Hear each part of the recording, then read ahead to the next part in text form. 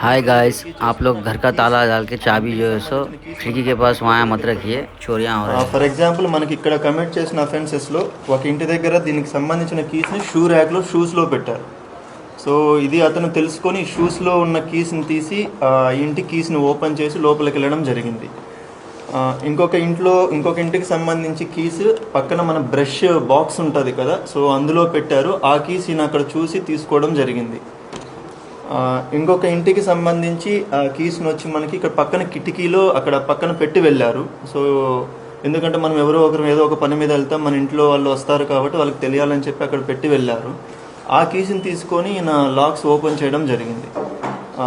ఇంకొక ఇంట్లో వచ్చేసి దాని లాక్స్ వచ్చి మనకి ఎలక్ట్రికల్ మీటర్ ఉంటుంది కదా, ఎలక్ట్రిసిటీ మీటర్ ఏదైతే ఉంటుందో దానిపైన పెట్టి ఉన్నారు.